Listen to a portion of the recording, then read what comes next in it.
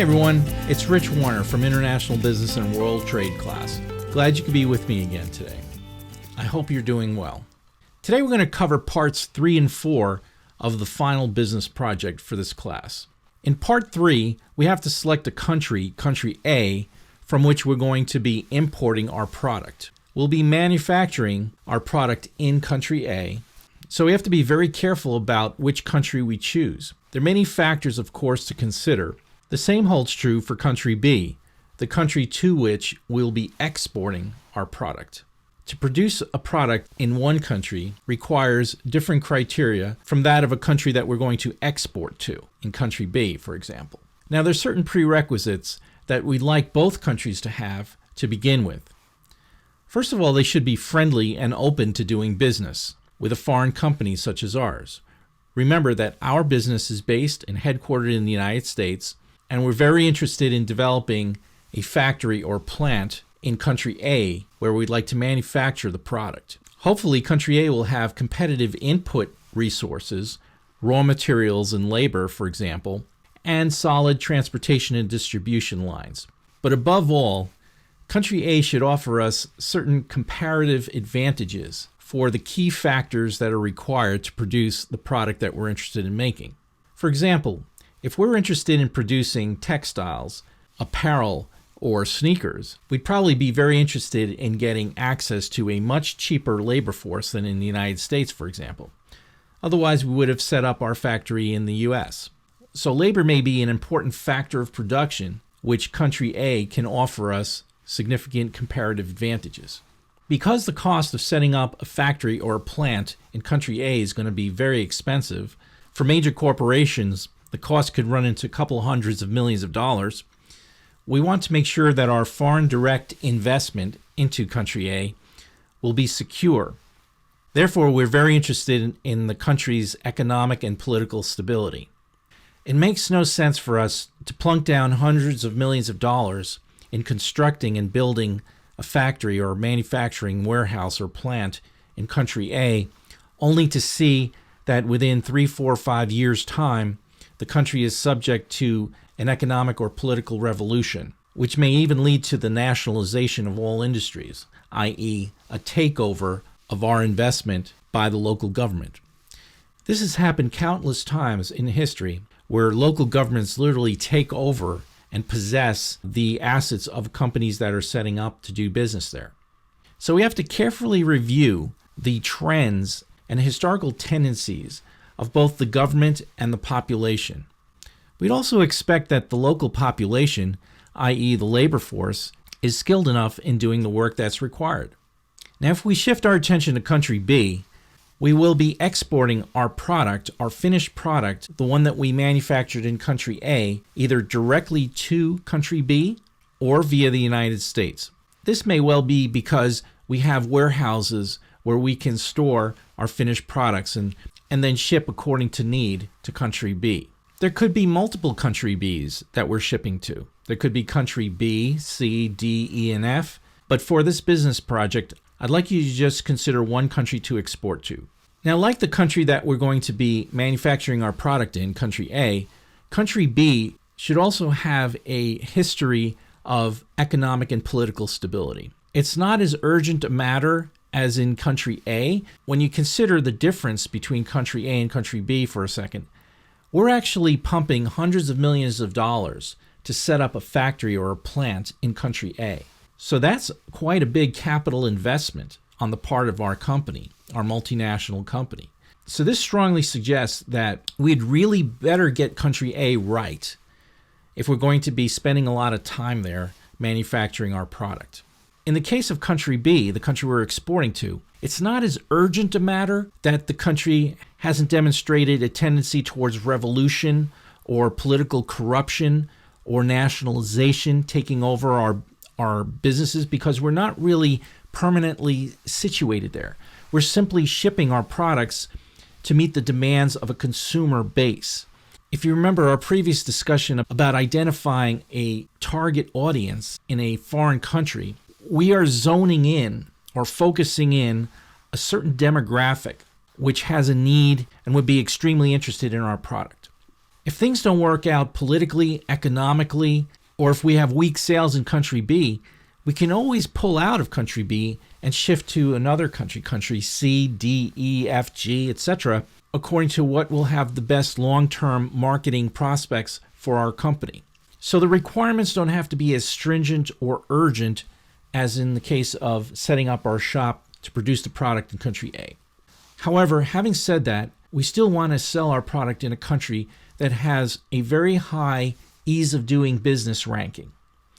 The worst thing that can happen to us is that we get caught up in all of this red tape and regulations, not to mention protectionist measures like tariffs and quotas that will prevent us from marketing to country B. We have to compete in country B with the local competition as well as other foreign competitors. So a fairly high ease of doing business ranking is important in both cases. Political and economic stability are essential for country A and a very good thing to have for country B as well. But the key thing that's going to separate country B from country A is the fact that they have robust consumer demand. We need a consumer base, a demographic, a target audience of willing and interested buyers of our product. So how do we gauge the strength of the consumer in country B? Well, fortunately, there are many websites that we can go to do some initial research. And we can really dig into the economic data and the marketing data that's available online by visiting these websites and really getting familiar with these countries. We can use these websites to filter out candidates for our country A as well as for our country B. And in a moment, I'm going to introduce you to some of the key websites that you can visit to do your research on these countries. Now, I'd like to remind you that your final grade on this project has a lot to do with this particular part of the assignment, parts 3 and 4. How you justify investing in country A, foreign direct investment, to manufacture your product in, and how you justify selecting a country B to market to by using some of the key figures and evaluation yardsticks and gauges that are available on these websites is going to be key to your final grade. I'd like you to avoid sweeping generalizations if possible, like general assumptions that are not backed up with data. The more you can bolster your argument using the data available on these websites, the higher your grade will be. I guarantee it. If you've done your research and you can prove that the cultural tastes sway in a particular direction by observing patterns of behavior and dress and cultural tastes and things like that, then I will give you serious points for that. But I don't want any broad sweeping assumptions about the nature of the economy, the political system, or the people.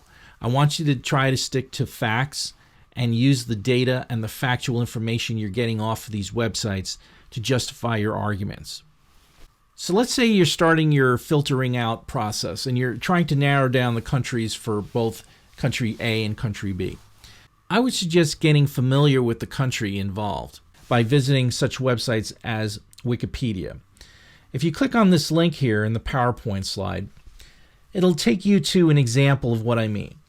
In the Wikipedia search box, if you type in economy of XYZ country, in this case, I've keyed in economy of Sweden, and you'll get a slew of economic data on the right-hand side here. Under this picture here, there's this table of statistics, economic statistics, external trade, public finances, that are going to be very useful in helping narrow down your search. On the left-hand side here, you get an interesting description of the Swedish economy. For example, this report on Sweden starts, "The economy of Sweden is a developed, export-oriented economy, aided by timber, hydropower, and iron ore. These constitute the resource base of an economy oriented towards foreign trade."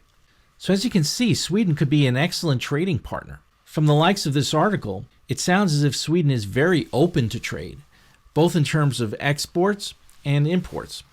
One of the key parts of this report, on the right-hand side, shows that Sweden is a member of the following trade organizations. They're a member of the EU, the European Union, the World Trade Organization, and the OECD. When you say OECD, this immediately suggests that this is a more developed economy. Sweden is not like a developing third world economy from, let's say, Southern Asia or Africa or Latin America. This is a highly developed Northern European economy. So pay attention to the trade organizations that your country is a member of. It's also described as being a developed, advanced, high-income economy. So right off the bat, you know that you're dealing with an economic powerhouse of some sort. If we read the rest of the article, we get a quick history of Sweden. Politically and economically, this is crucial information. And I would strongly suggest that for your countries that you select, that you read these articles. On the right-hand side, we get such key macroeconomic statistics as GDP. We get GDP growth rates, which are very important when it comes to marketing a product. When you're marketing a product to a country B, you want to be sure that there's some serious GDP growth there. The worst thing you could do is to start selling to a country that's experiencing a depression or a heavy recession. We want to stay in countries that are buoyant, that are growing, that are stable, both economically and politically and in terms of the capital markets, and the population is generally happy and making progress. The inflation number, or the CPI rate, is also important. As long as inflation is not dramatically getting out of hand, as in the case of Venezuela or Argentina these days, you could be rest assured that inflation CPI rates less than 5% or so are manageable. At the time of this video, inflation across the globe is very low. The world economy, as a result of the coronavirus that's spreading around the globe, is shutting down businesses worldwide. No one knows for sure how much of a protracted influence this crisis will have on the world economy, but it is certainly slowing down all the major economies, and I would imagine third world economies as well. This will result in negative GDP growth rates across the board. So for this project, you can either justify your investment in a country overlooking the coronavirus impact by making an assumption based on 2019, 2018 data as opposed to 2020. Or another thing you may want to consider is how this coronavirus crisis will in turn affect countries A and countries B for you. And how can you profit from changes that the world is making as we speak in adjusting to the new crisis environment that we face? It's highly likely that there's going to be a significant reduction in travel and tourism as a result of this crisis. And certainly cruise ships are going out of business left and right. But there may be other products, for example, pharmaceutical or health or medical products that may flourish in the challenging world economy that we face ahead. Maybe there'll be increasing demand for stay-at-home type of business products, virtual classrooms, virtual online services, could be stay-at-home types of entertainment like Netflix or the digital books, digital music services, and things like that may come to the fore. Certainly there will be increased demand for the chips and the online technology that's required to stream services and to download information and to access internet websites. But you don't have to take this route if you don't want to. For this business project, I'm going to allow you to look to the 2018-2019 data, for example, that's available on Wikipedia here on the right-hand side, which does not include the coronavirus period from 2020 on. Okay, so I highly recommend that you go through these economic statistics, especially the key ones like GDP, GDP growth, GDP per capita, inflation data, the poverty line, how many people are employed in the country or unemployed, the wealth distribution index, which is the Gini Coefficient. If you click on this link here, you'll get a description. It'll take you to another Wikipedia article that defines what the Gini Coefficient is. But basically, it goes from a low of 0 all the way up to 100. Now, 100 is the highest value, but it actually means the worst wealth distribution you can get. 100% or 1.0 Gini Coefficient is when the wealth is concentrated in like the hands of the very few. Okay, could be a couple of oligarchs or dictators who own the whole country and control everything. That's the worst case scenario for your business. At the other extreme, you have countries with more equal distribution of wealth. The money is spread out more evenly. Let's put it that way. That's what the Gini coefficient represents.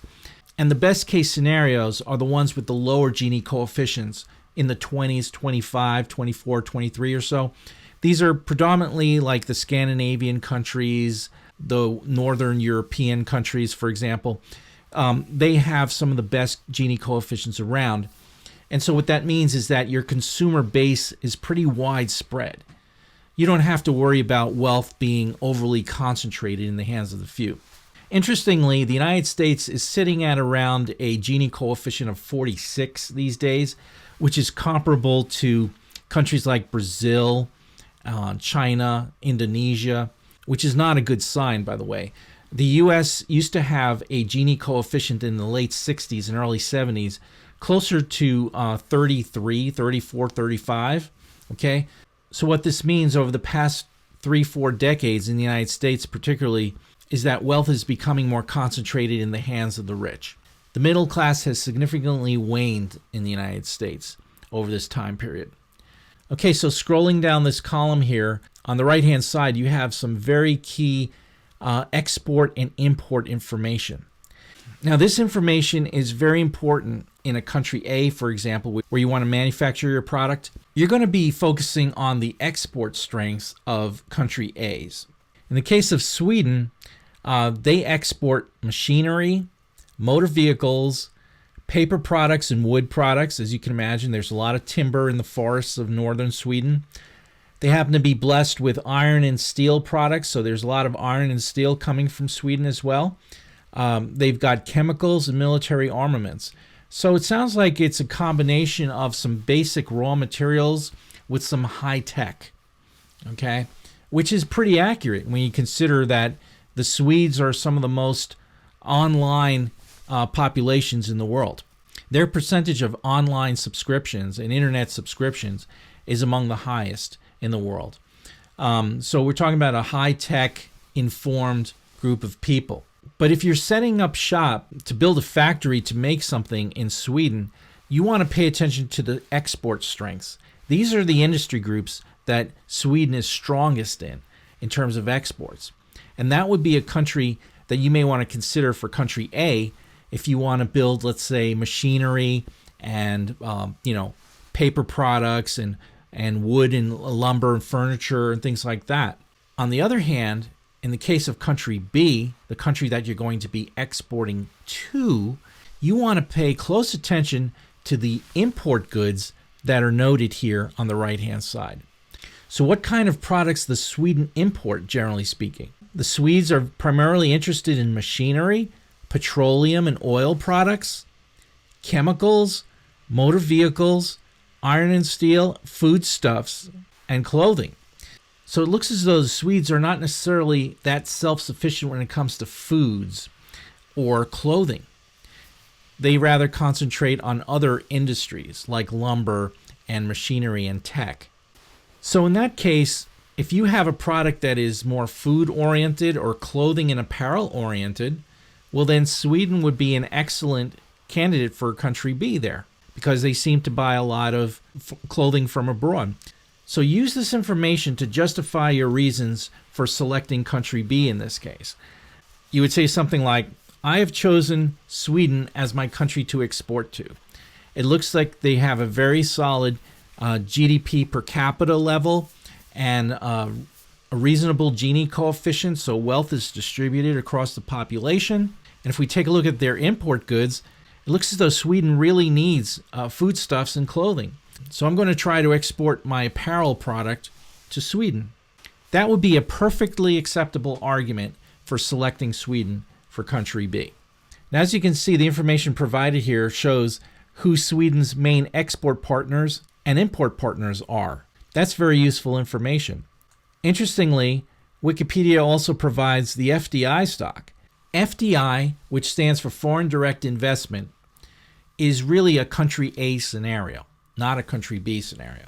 Foreign direct investment is when you set up shop and you set up a factory or a warehouse, going to employ laborers, and you're going to be manufacturing products and things like that in that country, but the entire business and capital investment is coming from a foreign company of some sort. So we can use the level of FDI as a pretty good indication as to the openness of an economy or a country. And in fact, what I've done is I've set up a spreadsheet which is accessible under the links for this business project on the Google Classroom site for this course, as well as on the class website itself under the assignments. You'll see a link for this comparative basic measures or trade openness Excel spreadsheet. I just want to show you a few examples of what I mean by trade openness. Of course, the easiest way to measure whether a country is open to trade is to see how much they are exporting and how much they're importing as a percentage of their GDP.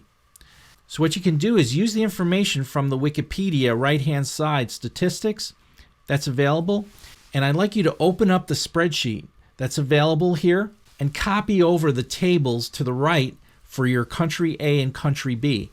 I want to know just how open your country A and country B economies are. So let's go over a few examples together, shall we?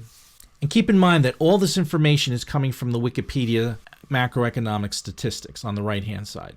So for Indonesia, for example, they have 180 billion in exports per year as of 2018. That happens to be almost 5% of their GDP, which is $3.7 trillion. If we added up the total trade for Indonesia is the sum of the exports, 180 billion, plus 189 billion in imports, and that amounts to a total trade of $369 billion. That's 9.9%, call it 10% of the GDP. Not bad, but not great. Now, in terms of FDI, foreign direct investment, $252 billion entered the country in 2018, and that's less than 7% of GDP. Now, let's contrast that with Sweden. In Sweden's case, they have $170 billion of exports. They have $155 billion in imports. That amounts to $325 billion in total trade. And that represents almost 58% of GDP. That's more than half of their economy is dependent on trade. Compare that to Indonesia, where less than 10% of the economy is dependent on trade. In terms of FDI, foreign direct investment, the Swedes appear to be totally open to FDI. Come invest in Sweden, they're saying. Look at the FDI level, $500 billion. That's almost 89% of GDP. That's huge as a percentage of GDP. Contrast that with Indonesia's less than 7% of GDP FDI level, and you can come to the conclusion that both in terms of total trade and FDI, Sweden is among the most open economies in the world today. What I've done is I simply averaged the total trade as a percentage of GDP, 57.5%. I averaged that together with the 88.5%, and that average equals 73%. And I've done the same for all of these other economies here to the left, as you can see in this table. And so in stark contrast to Indonesia's 8.3% openness level, Sweden's is 73%. That's a huge difference. So what does that tell you? Well, it tells me, for example, that if I want to do business anywhere, I'm going to have a serious look at Sweden, and I'm probably not going to have a good look at Indonesia because it sounds to me as though they're not too open to trade or foreign direct investment. I may as well pass on Indonesia and look for another opportunity elsewhere. If we have a look at Vietnam and Poland, for example, their openness levels are 35.5% and almost 29% respectively. That's significantly better than Indonesia's 8.3% openness to trade ranking. So from a simple macroeconomic review such as this, we can get a lot of information about which countries we should set up our businesses in. Now, this country evaluation criteria table is a summary of some of the major points that you can cover in your review for selecting and filtering out your country A's and country B's. Now, I don't expect you to cover everything here in great detail, but as you can see, I've basically broken it down into 5 categories. Level of openness, economic openness, which we've just covered. And there are a couple of websites that I'm going to point you to in a few moments where it summarizes levels of openness as well, gives you some economic comparisons. We mentioned earlier that the stability of government and the political system is absolutely essential. And I'm just going to highlight 1 or 2 of the points here from the B section from this evaluation criteria table.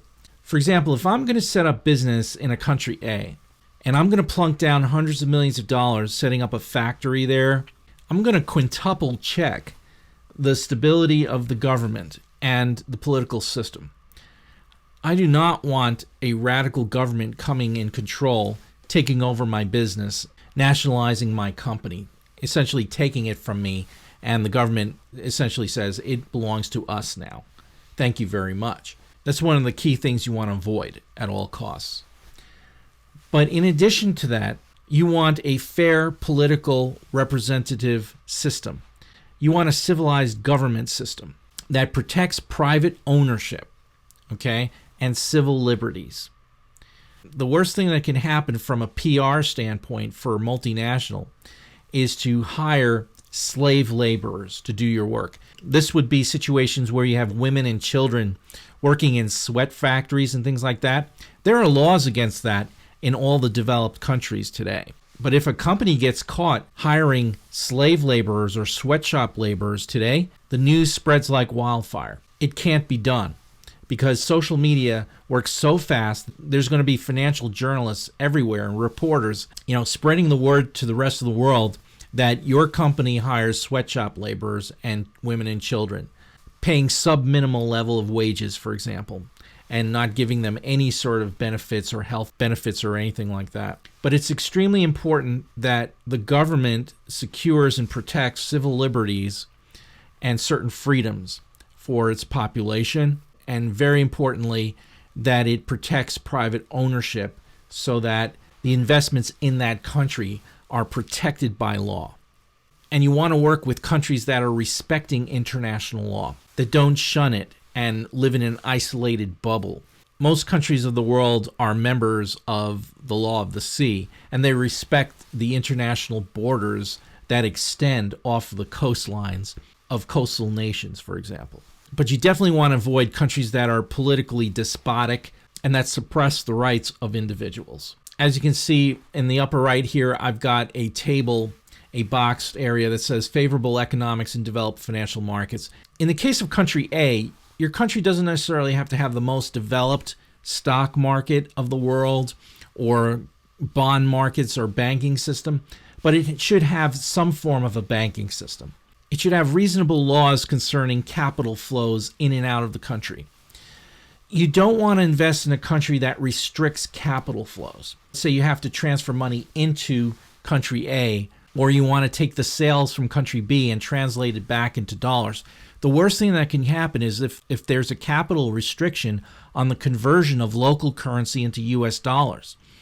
If there is a capital control, a freeze, a limit to how many dollars you can translate your profits back into, then you're up the creek without a paddle. It's often in countries that have these capital restrictions, these capital flow cross-border restrictions, where the currency is usually in jeopardy, meaning subject to higher inflation rates, which means that the local currency is deteriorating or depreciating at faster values than other countries where you're doing business.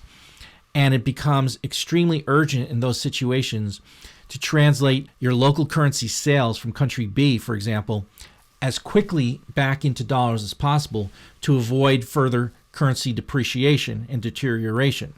Think of the US dollar in this example as being a safe haven, an escape hatch, that you're being denied if there are capital restrictions, because you're going to be selling your product in country B in a local currency, and then you're going to have to translate it back into US dollars at some point. The quicker you can do that, in most cases, the better it is for your company, because you'll be able to reinvest the money, if necessary, back in the States and grow your business without having to worry about your revenues from country B deteriorating. If we move on to box D, the robustness of the consumer base, this is essential to country B, where we're exporting our product to. We want to make sure that the economy is expanding and growing and not contracting. We want to make sure that the GDP growth rate has historically been pretty impressive. I would say anything, above 3%, 5% is a healthy GDP growth clip. Avoid countries where there's negative GDP growth rates in the recent past. That's a good rule of thumb. We want to market our product and sell our product to a target audience that has access to education, ideally, where they can acquire skills and prosper over time. These are the countries where the overall population has money to spend.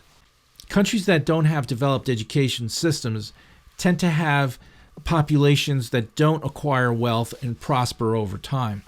They tend to be poor. They tend to have lower GDP per capita levels. In box E, we're talking about having developed distribution and supply systems where you can move things around easily. That's very important for both country A and country B when you think about it.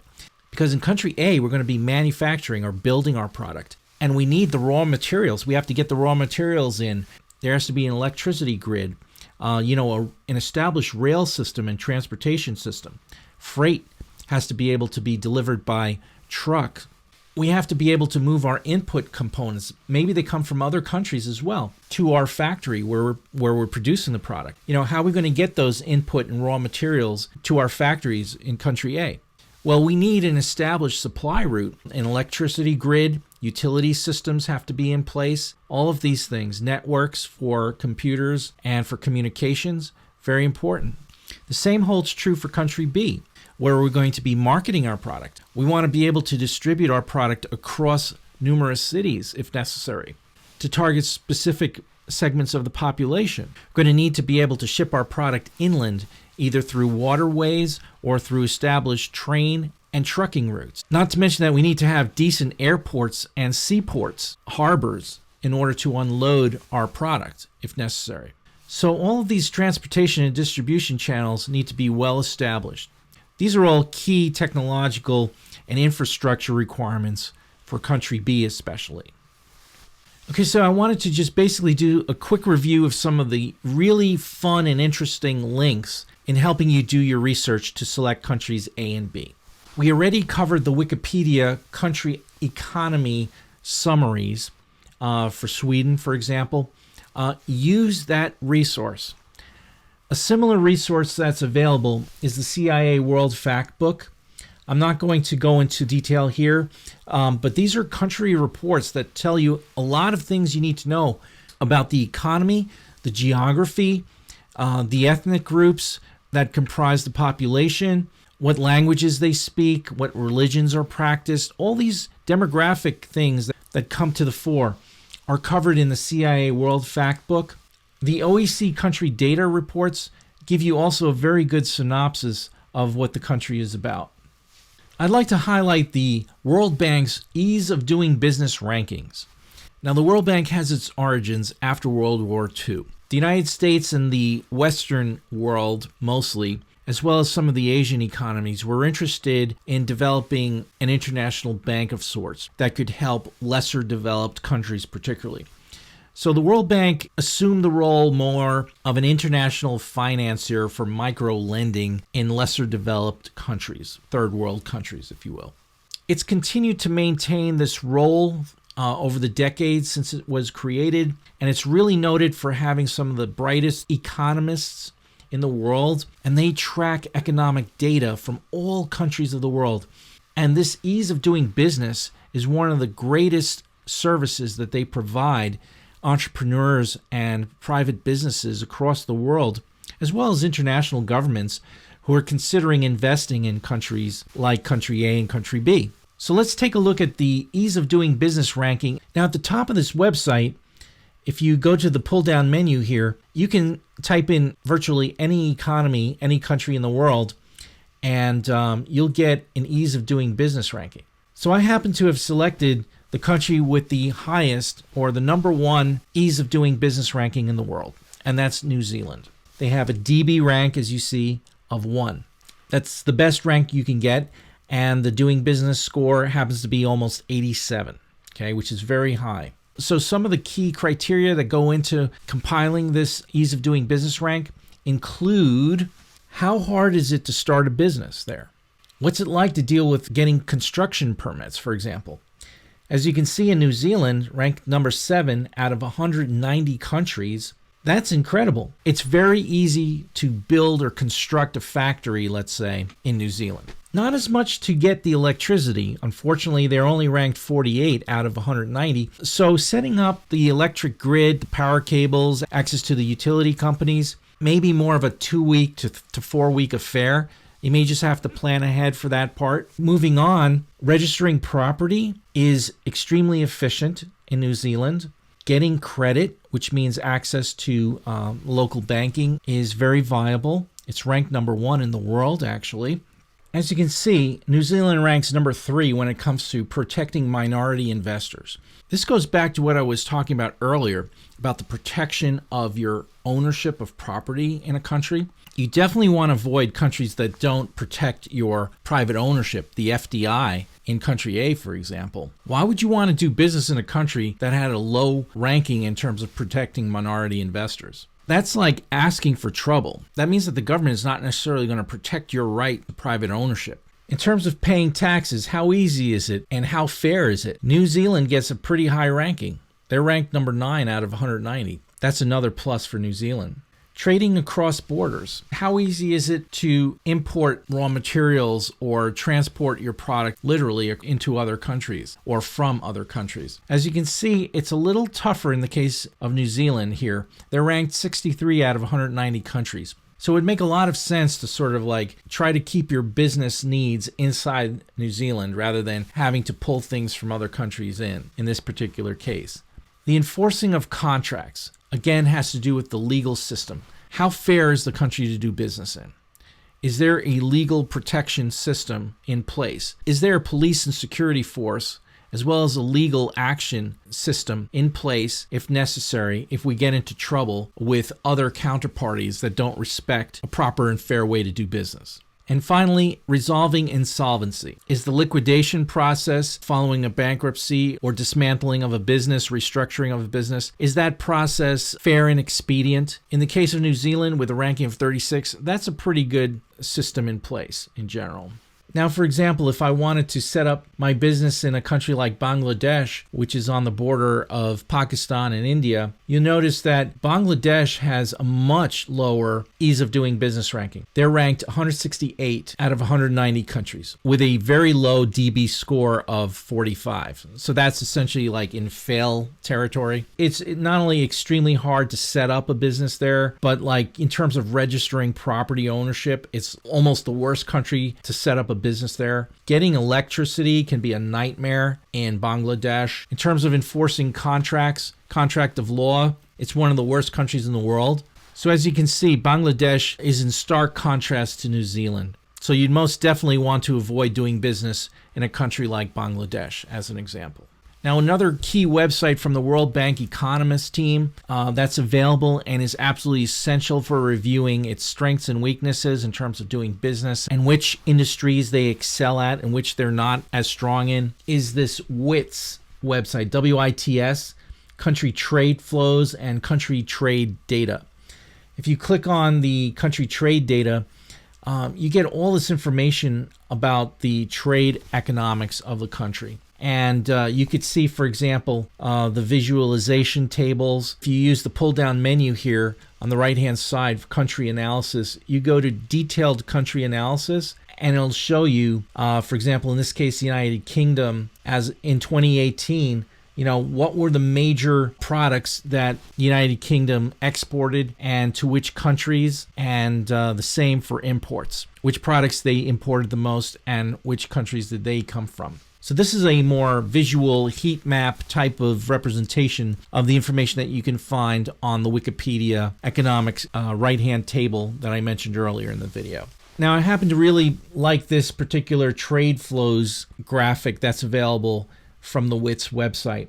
So if you click on this link again, it's the WITS country trade flows, key exports and imports. You click on that, and that takes you to this really interesting graphic representation.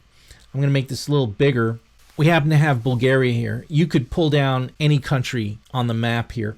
In Bulgaria's case, as an example, if we move our mouse along the circumference of this trade circle graphic, let's say we hover over to metals, we can see that Bulgaria exports close to 6 billion in metals. These would be used for industrial purposes mainly, and they import close to 4 billion in metals. So they have a trade surplus in mining metals. And if we keep moving along this circumference, let's take another big segment here like textiles and clothing. We'll see that it exports 2.4 billion in textile apparel, and it imports about 2.2 billion. In terms of fuels, Bulgaria exports about $3 billion worth of fuels and imports 5.1 billion in fuels.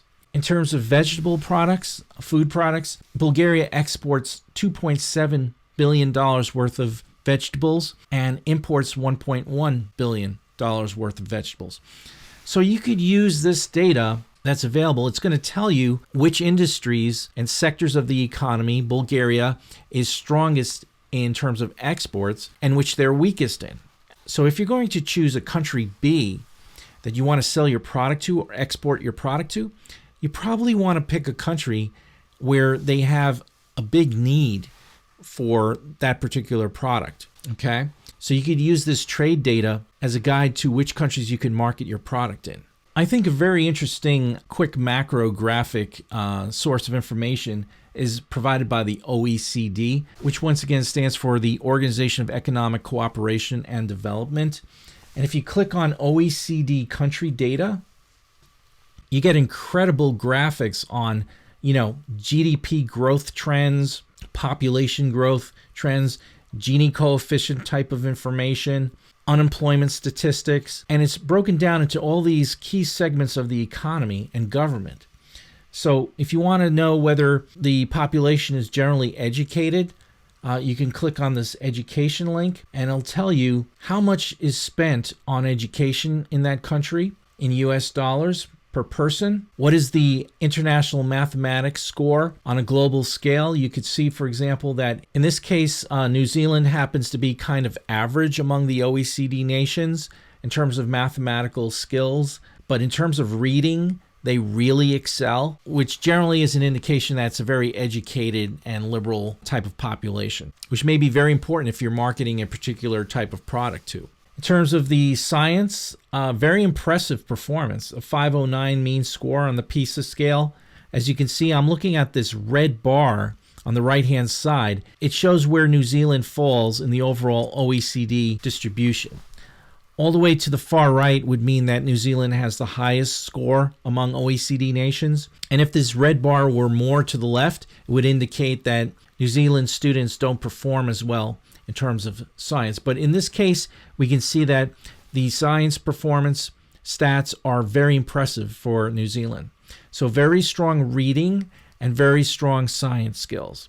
If we keep scrolling down these various categories, there are health statistics, lifestyle statistics, innovation and technology development statistics. If you want to see just how prevalent the use of internet or cell phones is among a population, it would be under these tables here for your country. There are also employment statistics, average wage levels, comparative to certain countries. So for a country A type of scenario, if you had a particular product that required lots of labor input, then you obviously want to pay close attention to the average wage level for that country.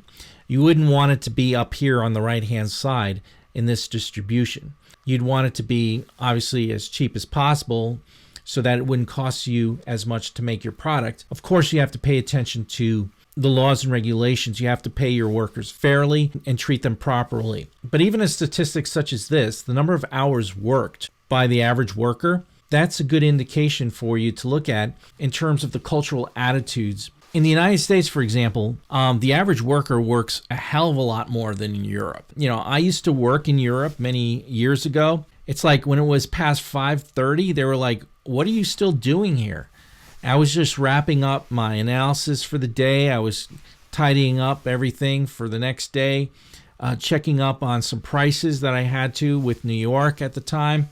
I was working in Paris, and they were like, "Young man, you're in Paris. What are you doing in the office still?" So it was almost expected that I go out and leave work and, leave work alone and enjoy the City of Lights and all that it had to offer.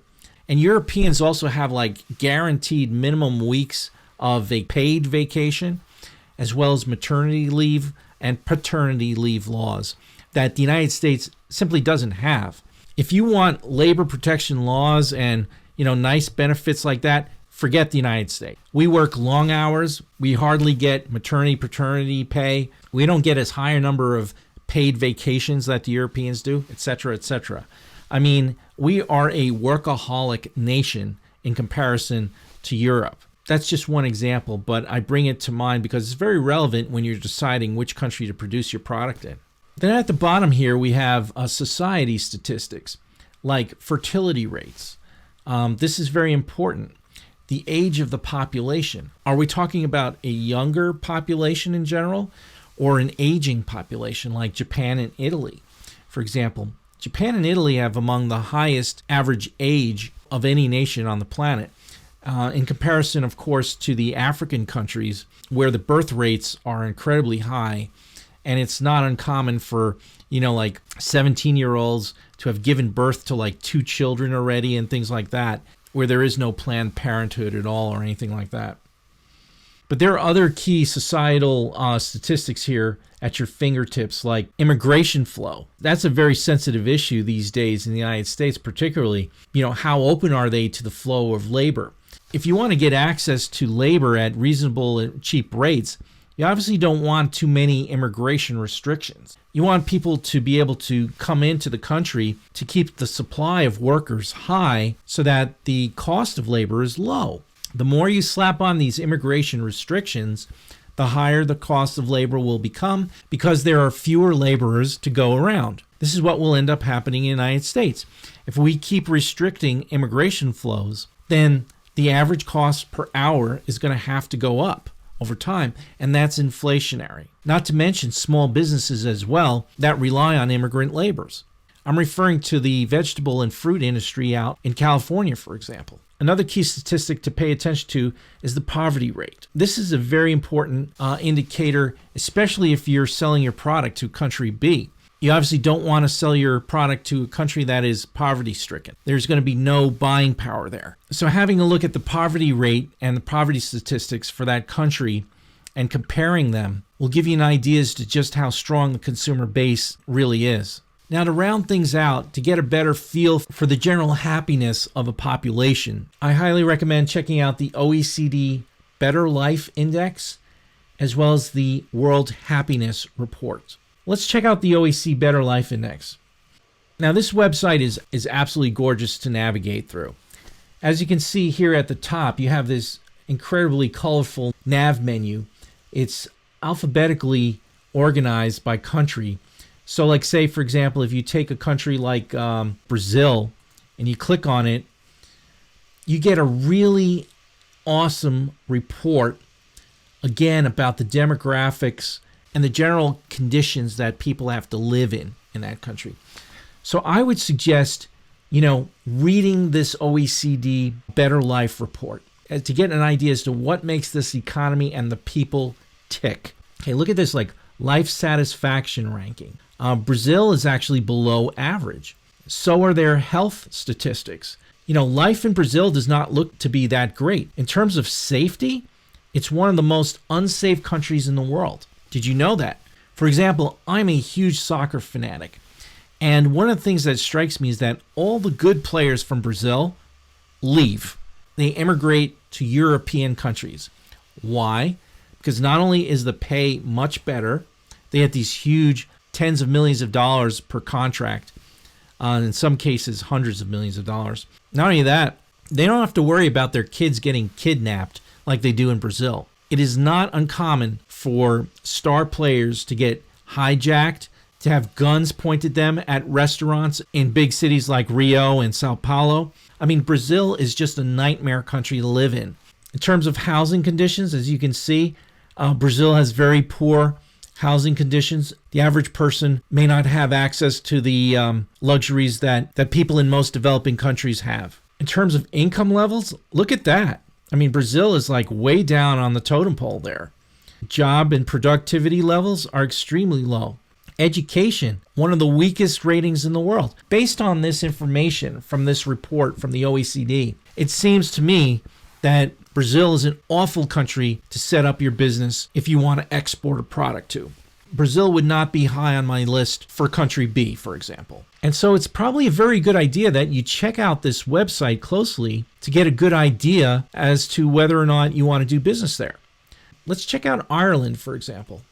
Read the How's Life report here on the left-hand side. Let's do a quick review together. Population, 4.8 million. Visitors per year, 6 million. That's pretty high. The number of visitors, tourists per year, if your population is 5 million and you're getting more people coming into the country than your base population, that's an indication that it's a pleasant country to visit. Okay, as you can see, the housing stats, very high on the totem pole. Income levels are a little bit below average, but doable. The job situation is about average across the OECD countries. In terms of community, the quality of social support network systems, very high. It seems like there's free education, free healthcare, universal healthcare. Education levels are above average. Of course, they speak English there, which is a plus as an American business. The overall environment gets a rating of 7.6. The overall environment, it's a pleasant environment to live in. It's got a rating of 7.6 out of 10. Civic engagement is low. This is involvement in the democratic system. So that's a little surprising to me. But in terms of health and healthcare ratings, 9 out of 10. That's huge. We're talking about a very healthy population here. Above average life satisfaction rating of 7.7 out of 10. Safety, pretty high, 8.6 out of 10. And the work-life balance is a very respectable and livable 7.9 out of 10. So it seems like in great contrast to Brazil, Ireland is an amazing country to do business in. And you could select Ireland for either your country A or for your country B, for that matter. Another interesting thing to note about taxes in Ireland, they're extremely low, which is why there's a lot of foreign direct investment in Ireland. There are some huge pharmaceutical companies and financial and tech companies that have set up in Ireland because the corporate tax levels are astoundingly low, which is something to keep in mind if you're thinking about setting up business for a country A type of scenario. Okay, moving on to the World Happiness Report. Now, this is a report that is generated by an elite group of economists, and they work for the United Nations a lot. This happens to be John Helliwell, Richard Layard, and Jeffrey Sachs. I provided a link in this PowerPoint slide under World Happiness Report here. Just click on the link. It takes you to the PDF. This latest report was generated in 2018. And if you scroll down to page 2021, you'll come to the happiness rankings of most countries in the world. You know, the countries with the highest happiness rankings tend to be the Nordic countries. So Finland has the highest happiness ranking, 7.6, followed by Norway, Denmark, Iceland, Switzerland, Netherlands, Northern European, Western European. Canada is up there, 7.3. And then you have other countries. The United States is somewhere around 18th. We have a much lower happiness ranking. If you scroll all the way down, to like page 23 or so, you get to the countries with the lowest happiness rankings. And these tend to be the South African nations and the sub-Saharan, or these can also be like war-ridden, war-zone countries where, it's not uncommon for people to get killed by stray bullets or missiles or mines, landmines, and things like that. I mean, absolutely dreadful war-zone conditions. So like Afghanistan, Botswana, Malawi, Haiti, Liberia, Syria, a war-zone country. Rwanda, where there was genocide recently, millions of people died. Yemen, not only is there hunger and starvation in Yemen, but there's also a war going on right now in that part of the world. Tanzania, South Sudan, Central African Republic, and Burundi. These countries tend to be among the poorest countries in the world as well. Very low GDP per capita, very low wealth standards, very low health conditions, and hardly any education at all. Countless stories of revolutions and the fascists and the communists fighting each other, radical religious groups absolutely desecrating populations and raping women and mutilating women, things like this. It could be an absolute hellhole. So it pays to ask us, what are the key factors or criteria that these economists use to come up with this happiness score or ranking? And it basically comes down to 6 factors. As you can see from this slide, the first major factor is GDP or income per person, GDP per capita. This again is a measure of wealth per person or household in a country. And it has a lot to do with the general assumption that, the wealthier you are, the easier life is. Number 2 is life expectancy. In the more devastated, poorer countries of the world, making it to age 60 is almost an impossibility. We're talking about the average person here, not individual cases, of course. Then we have social support systems that are in place by the government. Is there a universal health care system? Or is it like the United States where you have to pay through your nose, almost double what it costs the average OECD country? So that's one of the reasons why the United States has such a low happiness score compared to the rest of the OECD. How developed is the educational system? And how expensive is it? The United States has one of the best education systems in place, but it's so darn expensive at the higher levels. And lastly, is there a retirement pension system in place? In the United States, we have a forced Social Security system, and we also have an optional retirement system, but very few people, but not everybody supplements Social Security with the IRAs and the 401ks. Most OECD countries have forced retirement savings systems in place, or they have pension systems in place. Fourth, freedom of choice. Are civil liberties upheld and protected by the government? To what extent is there freedom of expression? In some countries like China and Russia, for example, you better be careful what you say. Generosity. To what extent do people give to charities and help one another? This has a lot to do with the overall happiness score. To what extent is there redistribution of wealth by the government as well as philanthropically by individual citizens? And the 6th criteria is very important. Perceptions of corruption by government and or by business leaders. Is the government leader some tyrannical despot, who accepts bribes to favor certain segments of the population or certain key industries like energy industry or military defense contracting? Also, are private business leaders punished if they break the law? If you misreport financial information and data for a company today in the United States and you're a publicly traded company, you could go to jail for that. Not all countries in the world, as you can imagine, have these type of protective laws in place for investors. So this type of information is very important if you're deciding on setting up your business in a country A or when you want to sell your product in a country B. In both cases, you want to make sure that you're dealing with a generally happy population and where there's generally a sense of pride and community and productivity and progress. There's some other links here that I could go into. I'll just briefly touch on a very interesting one here, the Heritage Foundation Economic Freedom Index.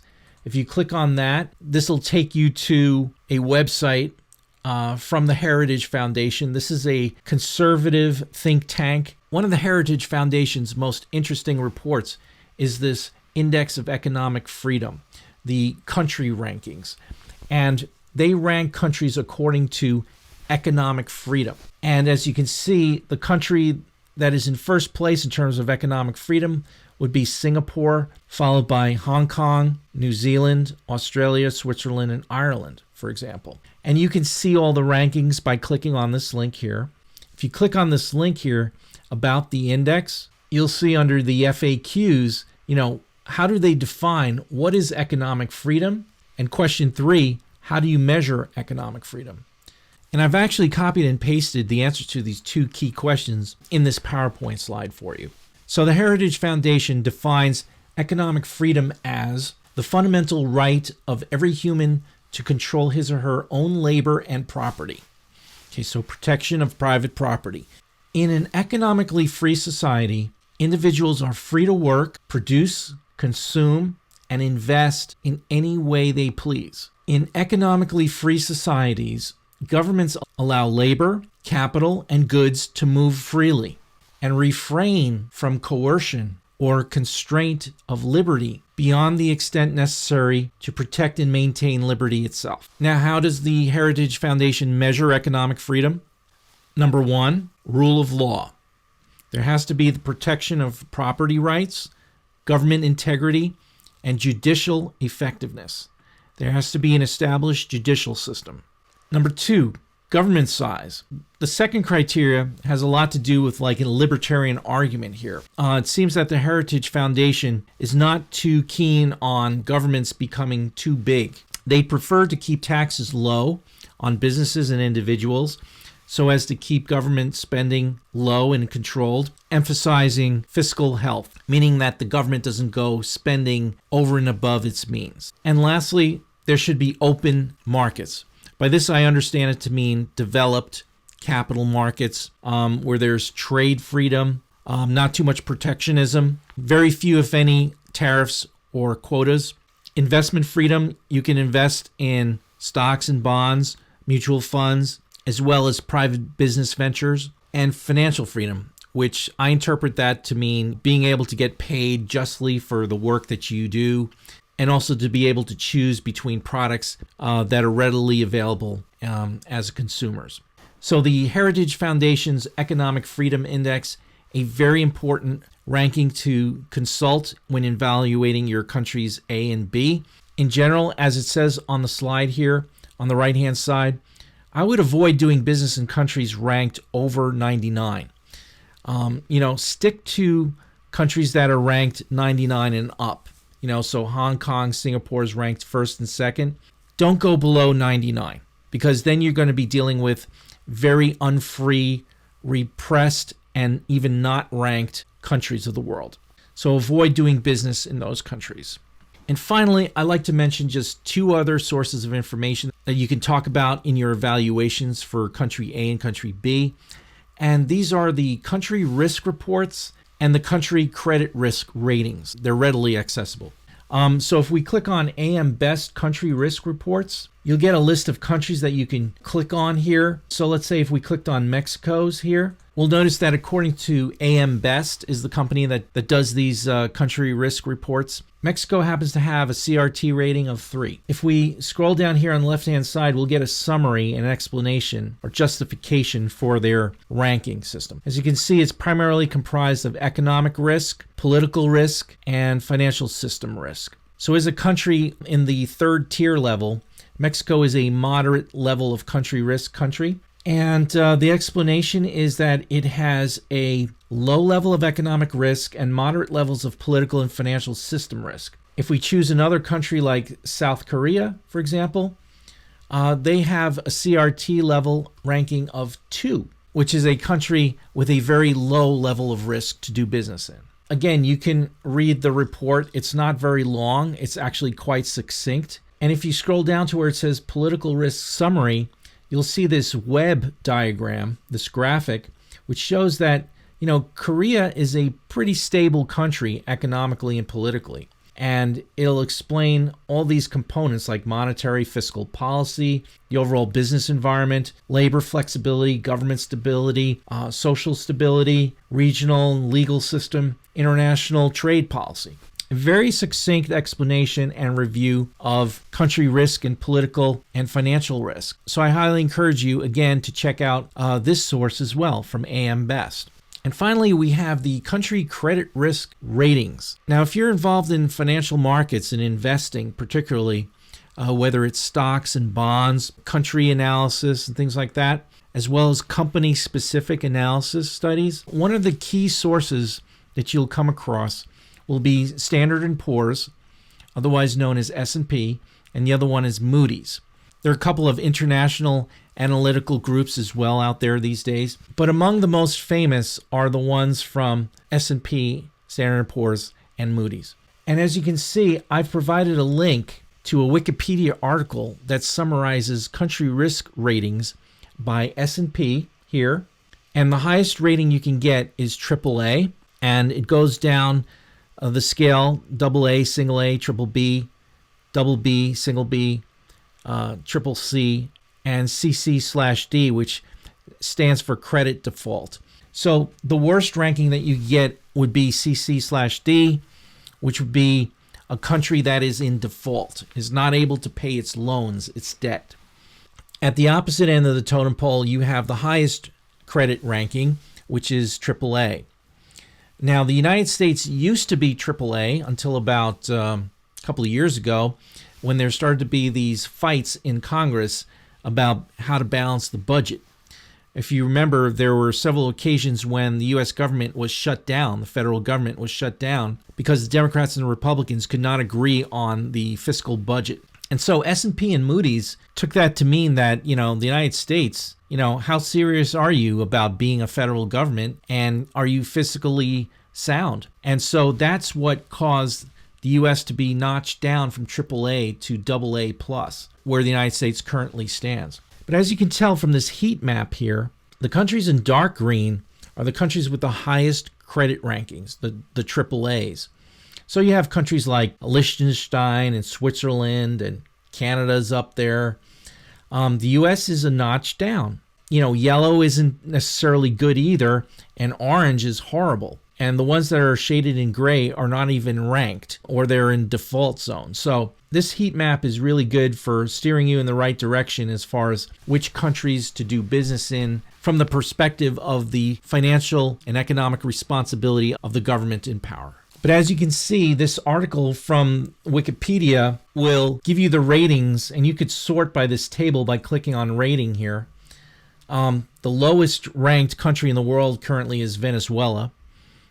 This is a country that is a complete economic mess these days, followed by Mozambique, Barbados, Belize, Congo, El Salvador. These are countries that are below investment grade. If I sort from the highest to lowest, you'll see AAA ratings for Canada, Denmark, Germany, Liechtenstein, Luxembourg, Netherlands, Norway, Singapore. The U.S. is down here at AA+, which is still quite high. In fact, the cutoff that you should be mindful of when it comes to S&P is triple B.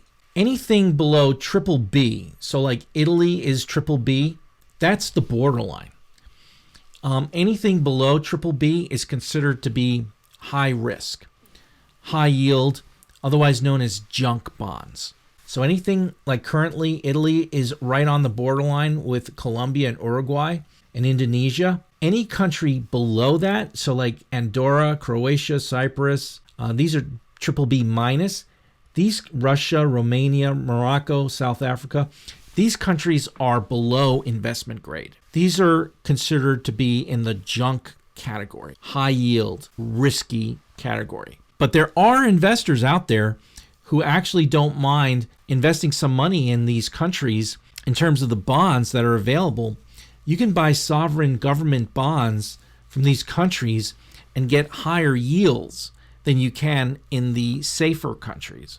As long as they can keep paying the interest and principal back, then, you've dodged a bullet. You'll get a higher yield and live to tell the tale. But you are taking a greater risk. In contrast, the investment grade countries, those that are above triple B, you're dealing with countries that honor their debt obligations, and they consistently pay the principal and interest on the debt back to their investors. So once again, you can double check the rating system from S&P or from Moody's. For example, they have a slightly different rating system, but it's just as viable to see, where your countries lie in the country risk rating system.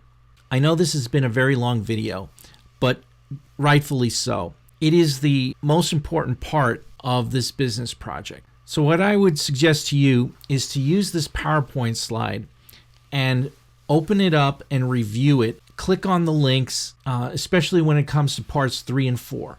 I provided you with some key summary information that you should be looking at in making your selections for countries A as well as for country B. If you have any questions while you're working on this project, please drop me a line. You can contact me via the class website, via email, or via the Google Classroom communications platform. In the upcoming video, Part 5, I talk about how to create a marketing strategy for your product while exporting to country B. I look forward to seeing you in the next video. Thanks so much for watching, and have a great day.